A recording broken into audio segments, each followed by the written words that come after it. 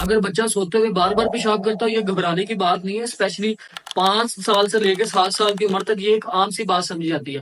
اگر ہم اس کی وجوہات کی بات کریں، اس کی وجوہات کو ہم 2 حصوں میں تقسیم کر سکتے ہیں: medical issues and general issues.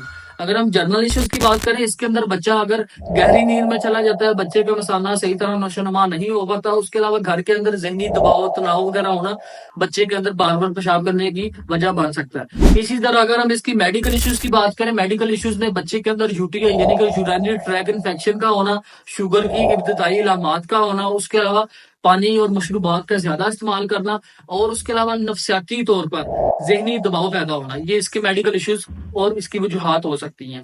اسی طرح اگر آپ کا بچہ زیادہ پیشاب کرتا ہے یا پیشاب کرنے کے دوران پیشاب کے اندر درد، جلن اور بخار کی شکایت محسوس کرے، تو یہ اپنے ڈاکٹر سے رجوع لازمی کرنا ہے۔ اس کے علاوہ اگر آپ کا بچہ 7 سال کی عمر کے بعد بھی بستر کے اوپر پیشاب کرتا ہے اور بار بار پیشاب کرتا ہے، سو یہ ایک تشویش کی بات ہو سکتی ہے۔ اگر ہم اس کے طریقہ علاج اور احتیاطی تدابیر کی بات کریں، سو نمبر 1 کے اوپر ہمیشہ بچے کو سونے سے 2 گھنٹے پہلے تک کوئی بھی پانی والی چیز دے سکتے ہیں، اس کے بعد آپ نے پینے والی چیز نہیں دینی۔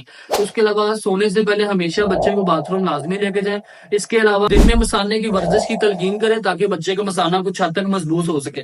اس کے علاوہ کبھی بچے کو آپ نے شرمندہ نہیں کرنا، اس کو ہمیشہ حوصلہ افزائی دینی ہے تاکہ اس سے بچے کے اندر ایک موٹیویشن پیدا ہو اور اس مسئلے سے بچا جا سکے۔ اسی طرح اگر آپ کو لگے کہ بچے کا مسئلہ بہت حد تک بڑھ چکا ہے، سو آپ نے ڈاکٹر سے لازمی رجوع کرنا ہے اور ڈاکٹر کی ہدایت کے مطابق ہمیشہ میڈیسن اور احتیاطی تدابیر کو لازمی اپنانا ہے۔ بعض اوقات سویئر کنڈیشن میں بچوں کو میڈیسن بھی پرسکرائب کی جاتی ہے، اس کے اندر کچھ میڈیسن ہوتی ہے، اس کے علاوہ کچھ کاؤنسلنگ ہوتی ہے جو کہ والدین کو بتائی جاتی ہے کہ آپ نے بچے کو اس طرح کاؤنسل کرنا ہے، اس طرح سمجھانا ہے، سو اس سے اس مسئلے سے کافی حد تک بچا جا سکتا ہے۔ آئی ہوپ یہ ویڈیو آپ کے لیے بینیفیشیل ثابت ہوگی۔ انشاءاللہ نیکسٹ ویڈیو میں حاضر ہوں گے۔